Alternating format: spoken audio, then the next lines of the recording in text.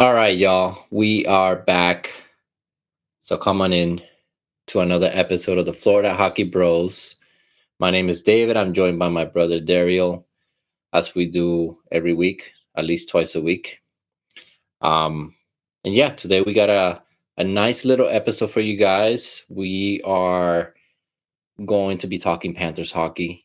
Um, we've noticed, and I know that you've noticed, Daryl, as you brought it up with me recently, that a lot of people, a lot of pundits, a lot of the journalists out there are doing the thing that they do every offseason where they sort of dismiss certain teams without maybe meaning to. And it's sort of happening with the Panthers where it's not it's not obvious that the team has gotten the respect that they should be getting, especially coming into this season. And I've actually kind of counter some of your points in previous videos when it comes to this, where I do think the Panthers should be favored to get deep in the playoffs, maybe even make the finals again. I don't see why not, considering that there hasn't been this stellar jump on in talent or in team construction or any other teams in the, especially in the East. A lot of pundits have the Oilers as the favorites.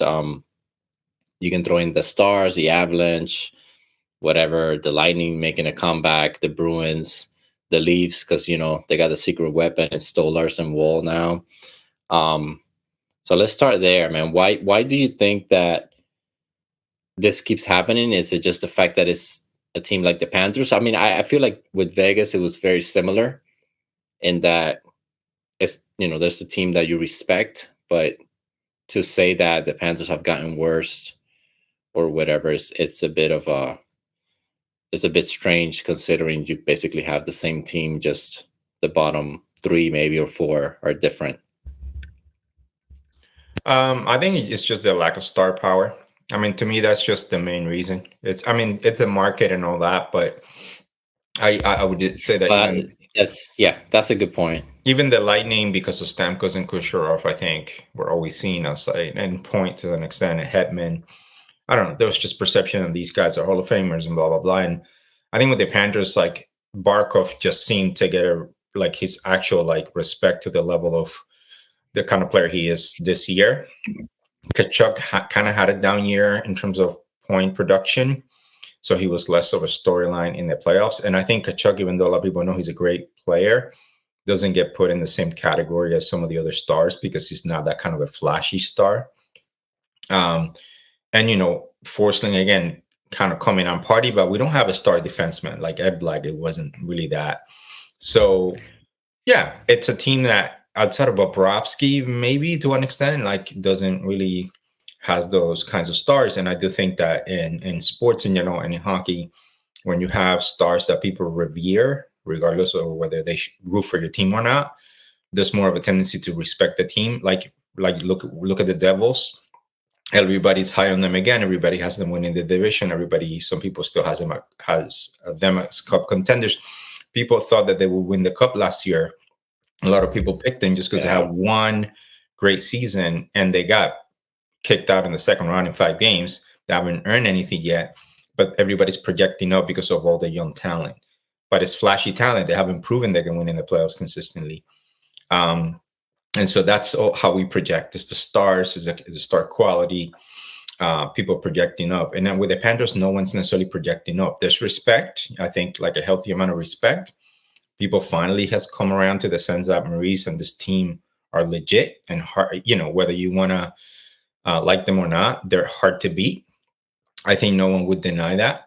But people still say, like, if not for Bobrovsky, the Oilers would have known. There's still a lot of that going on. So I Yeah. think to me just comes down to as simple as that. Obviously, it's Florida, but again, if you want to be fair and say it's not just the market, it's definitely that we don't have the superstars that other teams do.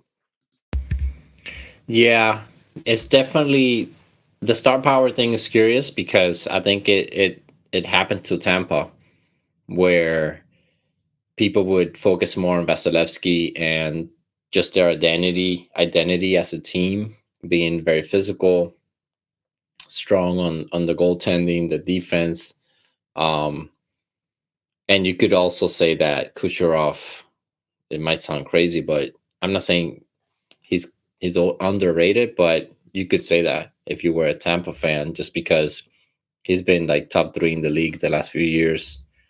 And if you add the Stanley Cup winnings to that, um, those are names that should be out there a little bit more. But instead, you get McDavid, Austin Matthews, which I still don't understand why people consider Austin Matthews like the second best player in the league. He's the best scorer in the league. I don't think he's like top 5 best player in the league all around. But you still get those kind of narratives, and I think that's really what it is. I feel like the NHL is the fans are a little bit younger. It sort of transitioned years ago once they went from that dead puck era to this high scoring, high offensive output system that a lot of teams employ. As you mentioned, the Devils are doing it. Detroit's kind of doing it. The Sabres have been trying to do it. Senators, they're trying to, be more offensive minded to a certain extent. And I think that that's just kind of flashy. I was actually thinking about this today when, thinking of the topic and how it works with the NBA. I feel it's a good comparison where you have players like you have certain superstars that maybe they don't play any defense and they just score a ton. And you kind of get that attention basically put on those guys just because of one aspect of their game. You almost saw it with Kobe Bryant with his scoring. You see it with Steph Curry with his scoring. You see it with a lot of guys, and then some of the other players in the league that kind of do two ways, or either they're better defenders or they're role players that really contribute to a championship. They kind of get pushed to the side, and I feel like the Panthers are they're like very high end role players that just kind of came together, and it's just too much to handle.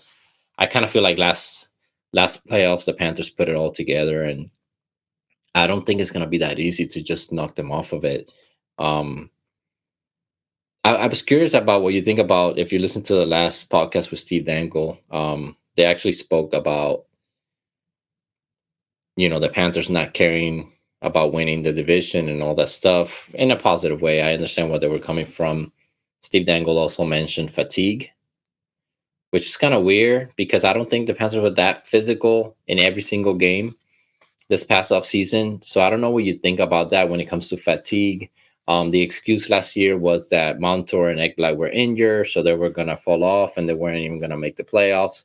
For you to say that like a team is not going to make the playoffs and then they win the cup, you have to be so far off in your computing that it's just hard for me to understand.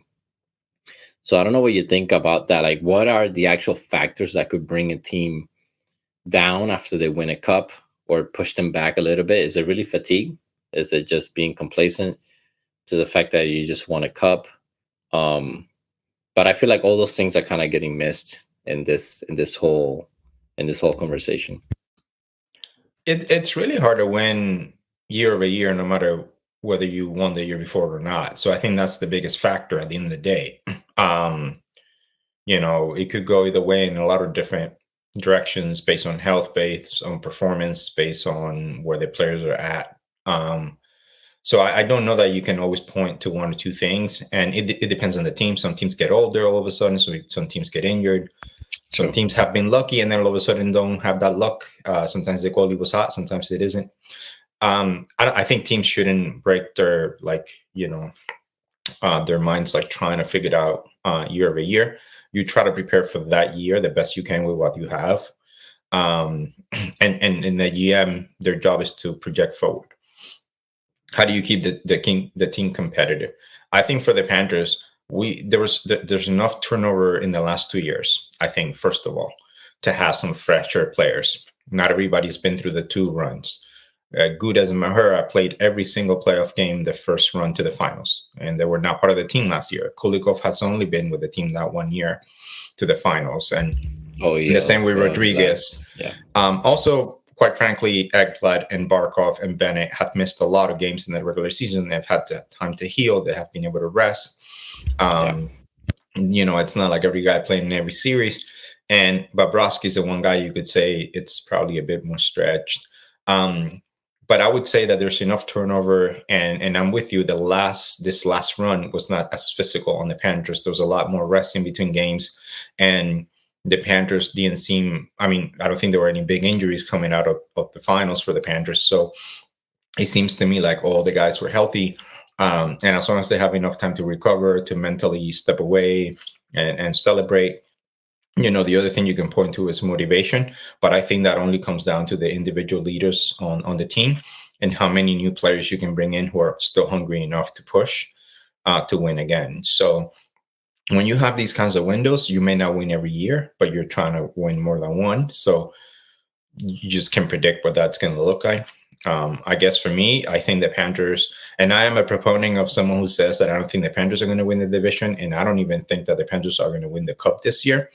But I went through the exercise, even as someone who holds that opinion, um, of if I had to make an argument of why they could win it, what are the reasons? And I came up with a few reasons why I think the Panthers could realistically win again. Again, personally, I just think all of these things coming together and leading to a cup again, it's hard, but it's definitely more possible than like the Penguins winning the cup, in my opinion, or something like that. So it is not that far fetched. Well, yeah, yeah. Comparing it to the Penguins, that's an easy one. I would say it just depends on the competition, who you face in the playoffs, and also if you really just look at it from a very basic point, you have the same coach, you're gonna have the same starting goalie. You have Spencer Knight, who's a very capable backing goalie, who's gonna be your starter next year, I believe, if everything works out. You have a decent defensive core. Yes, you lost Montour, but Montour was barely there last year, and when he did come back, he never really made that splash that he did the previous season. He never really contributed in the same way. If anything, you could see Mikola stood out more. Um, However you want to look at that. OEL stood out more throughout the season. The one thing I'll say about the Panthers last year, after that cup run where they lost to Vegas, is they were very consistent last season during the season, and they were very consistent in the playoffs. There was never a moment during the season where they just dipped and stayed there for a while and needed to be highly motivated. Maurice didn't really need to do anything extra or crazy. And I think there is something to be said for repetition and this being year three of Maurice with the same core, even some of the same supporting players. And Lusty, Lundell, you still have Rodriguez, you still have Mikola, you still have Forslin, Ekblad, you still have the key pieces there to get you back, and you have the same culture, the same system. So it's just kind of weird for me. Like, I understand if you want to say they're not going to win the cup because, well, logic says that whatever, the Stars are going to take a leap and win.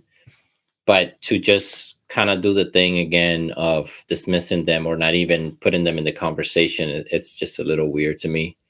Um, so yeah, let's get in there. Let's get into why you think they should be considered cup contenders, since you mentioned that there's some reasons there. Yeah, I think people focus on what the Panthers lost, right? Montour, OEL on defense. And then, you have Stenlund, Lumber, Cousins. And then if you want to add Oposo and Tarasenko, though I would say the Panthers are going to be able to add people at the deadline again this year with cap accumulation. So those kinds of guys you can replace with a new version of them. And if you're a contender again, you would think that Cito would have no problem finding a couple of guys. But even if you want to include them in what the Panthers lost, I think what we have now is an infusion of more youth and skill, which the Panthers have missed. We haven't really kind of had that, and I think it's actually made it harder to win in some ways and made those games pretty tight and harder for the Panthers to separate. But I actually think for the bottom six, I think to have Jesper Boquist and Maggie Samoskevich coming in and sort of being in the mix. You have Thomas Nosek replacing Stenlund. I think kind of a wash. You have AJ Greer and Gadjevich who can fight, can be physical, and whistle for death. That bottom six is fine. Like Lundberg and Cousins were rotation players in the playoffs, even though Poso, they were not playing every game. None of those guys, Lawrence, They were not everyday guys in the playoffs. And the guys I just mentioned, a few of them are younger, are more skilled, have more speed. And though they may lack a little bit of that experience, I think you'll see a lot more dynamic attack by the Panthers in the bottom six than they've had. Yeah. And a lot of those guys can play two ways. And that's one thing that Cito prioritizes. I know Buckwist's two ways numbers are really good, Nosek too. And so that's one reason. I think there's a lot. You're going to see a Panthers that might have more speed and skill than people are used to. I also think that Adam Boquist, which people are calling a sleeper or somebody that could have a breakout year, he's like Montour 2.0. Montour came to the Panthers with some offensive potential, but he was considered terrible defensively, had been kind of a bust, and hadn't really broken out. Very late bloomer, and honestly, it's one season.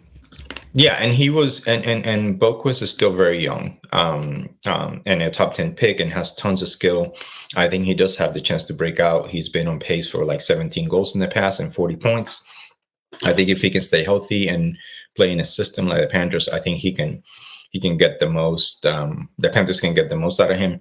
I think Uvis Balinskis is a better seventh defenseman than Mahura was. I think Schmidt comes to the Panthers with way more playoff experience than OEL. Yeah, that's a sleeper right there. And Schmidt has managed the playoffs, has managed the power play in the past. Not the same player he used to be before, but he comes in with 76 playoff games of experience, 2 deep runs with the Golden Knights, and Maurice coached him for a year. So I think he can provide what OEL provided, no problem. Jacob Mekna, who's a huge defenseman, physical defensive guy, is the 8th guy. So you have some depth, and the Panthers are probably going to add another veteran at the deadline, probably for the playoffs on defense. So I think the defense will be just fine. And then you have contract years for Ekblad, Bennett, and Verhaeghe.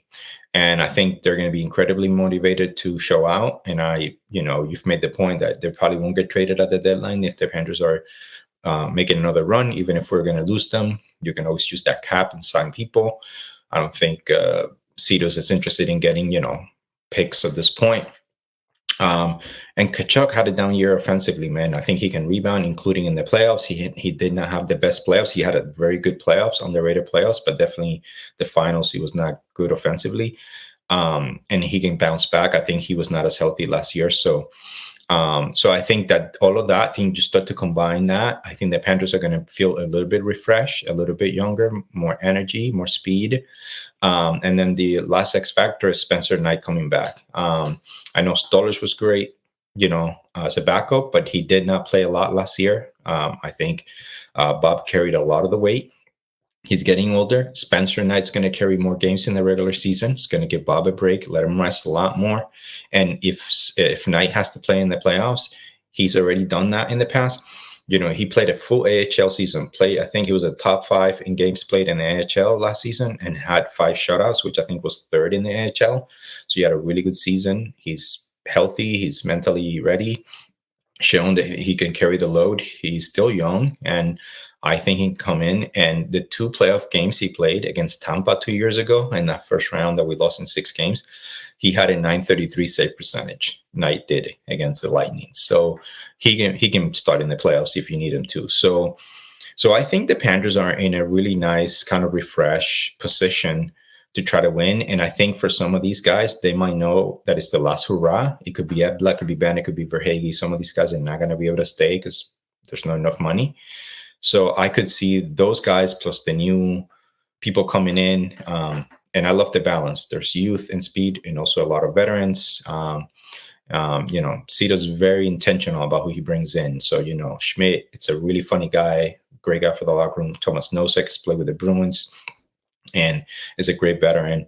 So you just know that the team is going to look a little bit different. And that actually, I think, is a healthy thing. And in some ways, it's why I think they may not win. I think some of those young guys may need to go through a round or two to then be able to maybe push through. But it wouldn't be like the top 9 for the Panthers basically has a lot of playoff experience outside of Samoskevich, maybe. So, yeah, I could see them repeating, man. Yeah, there's 2 things there. One thing you mentioned is Cito and how intentional he is with his moves. He's not a perfect GM. He's going to get some things wrong. He already has. I'm sure he was trying to trade Bobrovsky last offseason, and he would have if he could have. And Knight wouldn't have gone into the player assistant program. Um, and that might have backfired on him because I don't think Knight was ready to make a cup run. So, he's still a young GM, so that makes sense, but he is very intentional. I do believe in the guys that he brought in are there for a reason. Um, and then the other thing is the goaltending, man. I feel like crazy to say that Bobrovsky is sort of forgotten. I'm not gonna say he's underestimated or underrated, but he's sort of forgotten. When you think of top 10 goalies, you start with the usual Shesterkin, Sorokin, whatever, Swayman, Vasilevsky. You do the whole historical thing and like Ottinger and all these guys, and you kind of forget that Bobrovsky he can really stand on his head for in a series or two and just completely get you there. He's also very consistent during the season. He's not going to be top 5 in save percentage during the season, even with a good defense. He's just not. He's a smaller goalie. It's kind of slim, but he's really good east to west, butterfly style. And I feel like he just kind of gets forgotten in this whole equation. And to win a championship in any sport, let alone the team sport, you need all the pieces to come together. And I just feel like that's a big part of it. Um, just looking at it from a neutral perspective, seeing and knowing what I know and have learned the last few years in the league, I feel like the Panthers are just gonna be there. And most people will tell you, yeah, they'll make the playoffs. They're there, but I feel like they're almost getting dismissed. I don't understand the hype around the Devils, the Rangers, even the Oilers. Like they just got older. There's no proof that they just got better. You still have the same goaltender. You're still gonna have the same issues. I feel like if anything, they got a little lucky in the playoffs. Facing the Canucks without Demko, I feel like if Demko was there, they would have lost that series. I feel like if the Stars were just a little bit more experienced, they would have lost that series. And okay, it's fair. It happens. That's how it goes. But all these things need to be taken into account when you're doing predictions and things of that nature. Um, so yeah, I feel like it's a small market thing. Again, the Leafs are getting hyped. The Oilers are getting way overhyped. No one seems to question things either. Draisaitl, sure, he deserves $40 million. Has nothing to do with how that affects the team, especially in a negative way when it comes to re-signing McDavid or extending McDavid now in the next couple of years and how that franchise is going to look. Um, there's just a lot of factors, man. The Devils one that you brought up earlier is a good point with just Hughes. Like, what do the Devils have that make people think they're going to win a cup or even make a run? When in history has that even happened that way? Look at Ovechkin and how hard it was for him to win. All the coaches he had to go through, all the seasons he had to go through. Crosby had Malkin, had good goaltending here and there, even though Fleury can be a little shaky. There's just a lot of factors that go into it. And I feel like when people talk about the Panthers, it's almost like, Florida, Panthers, let's just talk about the Leafs, or let's talk about New Jersey, or let's talk about Detroit or the Bruins, and none of those teams have really done anything that screams, we're here, we're ready, we're gonna take over. If anything, the parity has gotten even wider, and you can almost expect, a surprise next year. Even though like I told you, I think the Knights, the Avalanche, the Panthers, the Bruins, those are like my top 4 picks. Hurricanes could sneak in there, like you mentioned before. But it's all those little things anyway. Well, it's the idea that the reason the President's Trophy curse, it's become kind of a real thing in hockey, is that it is quite obvious that your skilled regular season success does not translate to the playoffs. And many times you see the 8th seed or a bottom seed or a wild card go on a run. It's not uncommon to see it. We've seen it with the Islanders, with Montreal. We saw the Panthers do it. I mean, how do you barely scrape in and then like make it incredibly difficult for other teams to beat you. And the reason is in the playoffs, it is a different beast, the way that you play, the way that you can plan and get structured. And, your opponent has to be built in a certain way to be able to get through 4 rounds of the best opponent they could possibly face in that setting in the playoffs. And so, that is where fans, I think, fall under the illusion, and they have amnesia, and they don't really look at it. Sports fans, hockey fans don't always step back and understand the way that maybe certain coaches or GMs might look at what it actually takes, how you build it, right? And I think that's why you see people falling in love with certain teams without them having won anything, but then want to criticize other teams. I'm going to put it on record. I think it's more likely than the Leafs win a cup than the Devils win a cup right now, just purely based on experience, right? It's just, to me, you can say the Devils are deeper, but they're younger. They have worse defense. They're not as good defensively based on their metrics and the style that they play and what they have done in the playoffs. Whereas the Leafs, they had a lot of things go against them against the Bruins series, and against the Panthers, they kind of froze. But they outshot the Panthers in some of those games. Those first 2 games, they should have won against the Panthers if they didn't just basically choke and Bob didn't play it out of his mind. So, Oh yeah, yeah, I also want to be real that, like, if the Leafs finally found a way to play better defense and had a little bit more depth, I would not be surprised if they made at least a deep run, and maybe some of those guys eventually mentally break through. Now, I don't know if you can do that with Nylander and Marner on the same team, but all I'm saying is I see that as more right now possible than the Devils winning, until I see the Devils in the playoffs consistently have success year over year, or at the very least go through it year over year. They've gone through 2 rounds, one in which they beat a Rangers team that couldn't score, and in the first 2 games in that series, the Devils looked like they didn't belong, and everybody thought it was going to be a sweep. And then the Rangers froze, which they always do, and lost in 7. yeah, And then they didn't look like they belong against a well-structured Carolina team. So, again, until we see it, and yes, the Devils are a little bit more experienced and they're deep and whatever. Well, other teams are also smarter and deeper and more experienced, right? So, I just think that we fall on that false pretense, and we don't look at the teams that have actually won. The teams that have yeah. actually The won, history. Yeah, what have they done? How was the team constructed? What did they have to go through?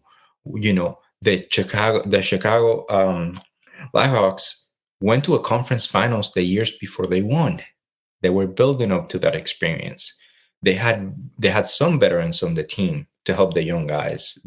And those young guys were leaders, and they were building up to that moment, right? They had the right kind of balance to be able to win those cups. And then they had a coach that had come from coaching 10 years, a bunch of Hall of Famers without winning a cup, but with a ton of playoff experience.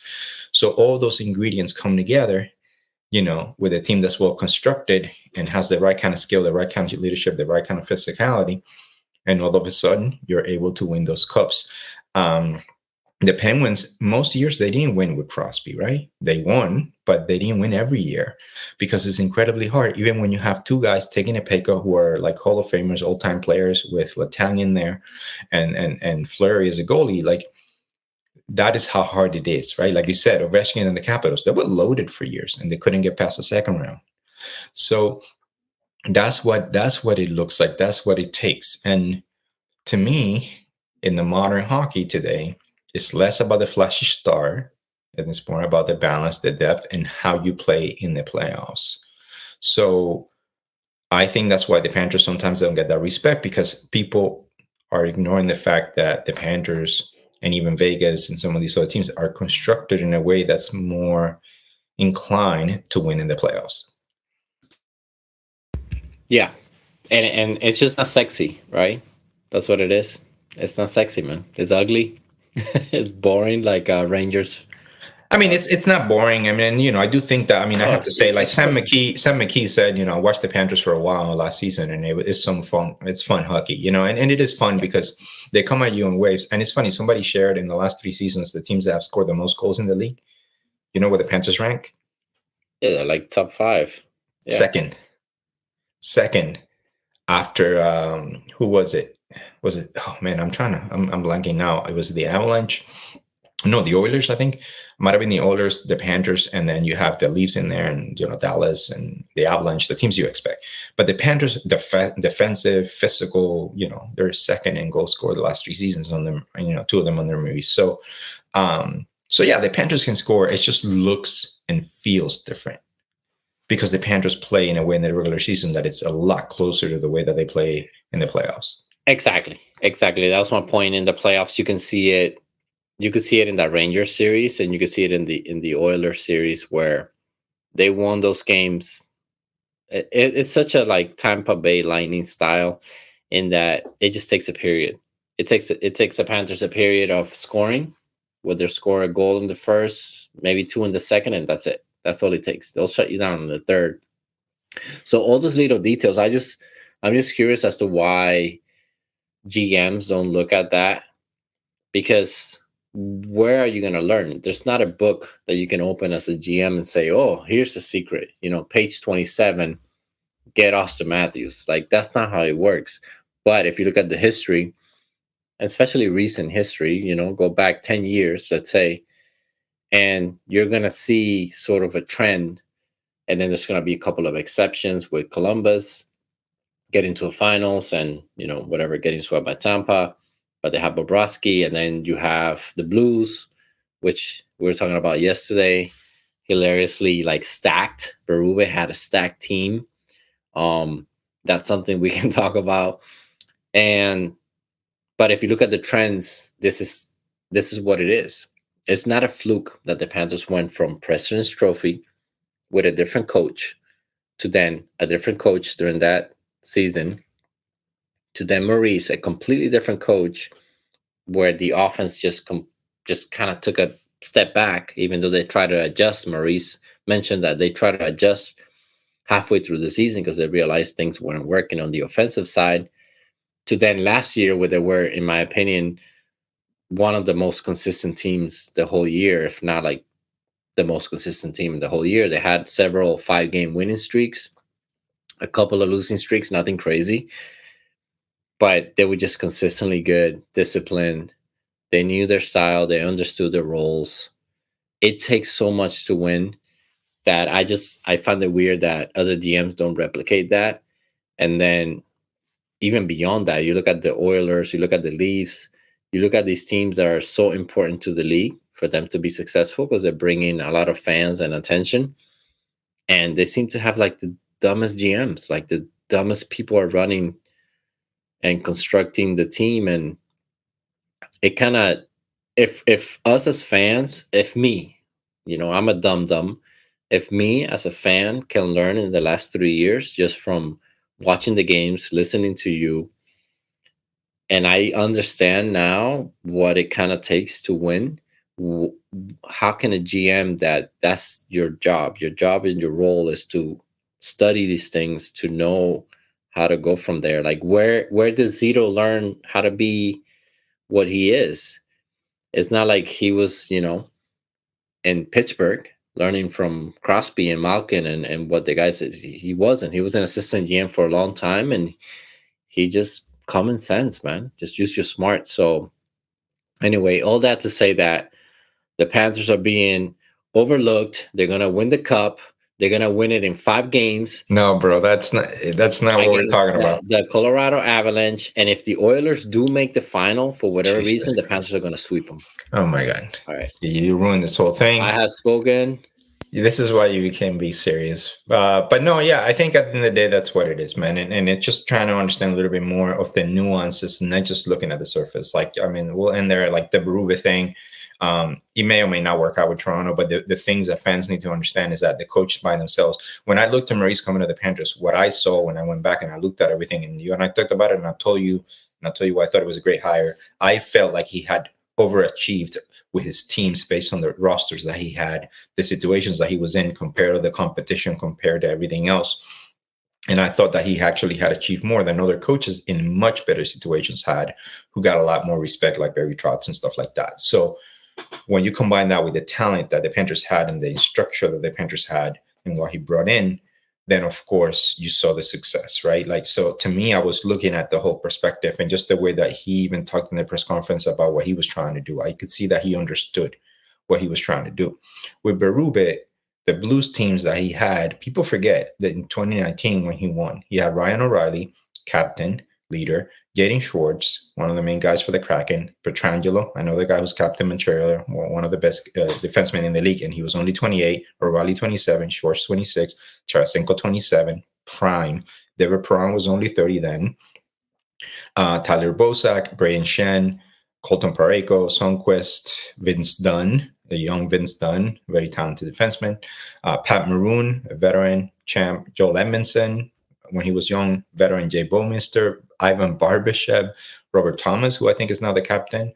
Alex Steen. So he was kind of a loaded team. And then you had Jake Allen and Bennington as the goalies. So, Bennington was pretty hot in the playoffs. So he had a ton of leaders in their prime.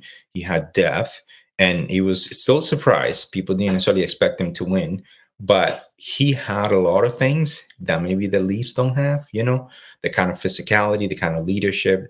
He had like Oh yeah. 5 defensemen who were legit, right? And a balance between guys who carry the puck, guys who hit, guys who are young. He had the top 9 up front, a balance of very young skilled players with some leaders, everybody in their prime, not too many guys over 30. So that's what I mean. Like, he had the kind of leadership that matched his style. And I think that pushed the team through, and was able to carry them through to that cup. Does that match what, how is the Berube mix with the Leafs current mix going to work out is the Yeah. question of the year. So to me, that's why, I'm not saying they're going to fail, but I'm saying don't assume that because he achieved that with the Blues that he's going to magically transform the Leafs. Yeah, and it feels sort of basic, even though I'll say this: the Panthers, whether it was ownership or the president, they saw what they had with Coach Q, the high end offense. They saw that it didn't win. They brought in Zito for a reason, I want to say, and he kind of went the opposite way. Doubled down on Barkov. He brought in Kachuk when the opportunity arose. Everything worked out. I feel like the Leafs just did that, except they half-assed it as much as they could half-ass something, and they only did like one step. Okay, let's change the coach, but they didn't try to look for that Marner for this guy trade, or just letting Marner walk and signing a top end talent, or even like a guy like Konecki, who is gritty, can score, still sort of young. And then the GM move, I know Dubas left them hanging. That, bringing in Treliving should have been just a patch. Like, hey, come in, let's see what we can do for the season, because this is our core and we need to win now in the next couple of years. So I feel like you kind of just have to go all in, take the risk, and just go for it. If you're not able to develop the talent or draft well, Pittsburgh, obviously you get lucky when you find players like you did. Vegas, with the draft, once they came into the league, they took a lot of talent, but they kind of knew what they were doing, man. Just think about it. Like, they knew what they were doing from the beginning. That's why they're successful. It's not a miracle the way things happen. So when it comes to that, I just feel like going forward, that's going to be the recipe for winning. You sort of have to take risks and keep 1 or 2 guys that are going to give you what they can give you and what it takes to get there, and just kind of fill the roster the best way that you can. Tampa has done it. Vegas did it. Pittsburgh did it. The Blackhawks did it. They all drafted the guys. They're 1 and 2s or 2s and 3s, and they kind of build around that. You kind of need it all to come together. I feel like with Toronto, it's just a different topic. They just they drafted these guys. It's all offense. I don't care how good Matthews is as a two-way player. Once he's trying to score, that goes away. The reason why Barkov is good but doesn't get those 100-point seasons is because he elects to sit back and protect the team when he's on the ice.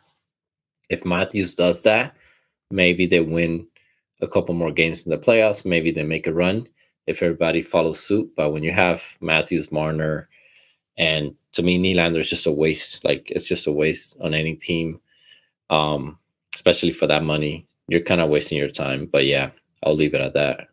I think next week we should do as Panthers fans, what we expect from the Leafs this season kind of a episode. I think Yeah, that'd be interesting. it has evolved, I think, the last Yeah, 2 months for me. yeah, yeah. We should do a whole episode. It would be interesting. I mean, they're like one of my main rivals, in that they're the second team we talk about the most here, and sometimes you could argue the most. Yeah, Don't talk about the most, but yeah. Yeah, and I keep expecting them to drop off during the season, and I've realized that that's not how they operate. And it's what you mentioned earlier. They just, when half of your games in the league are against, bad teams, you're gonna win games. If you have the talent on offense, you're gonna win a lot of games. Um, but much like the Miami Dolphins learned last year, having the best offense in the league doesn't mean shit. No, it doesn't. And yeah, let's do an episode next week. There's some interesting stats and interesting things to think about for them. It'd be fascinating to break it down. All right, guys. Well, hopefully you found this interesting.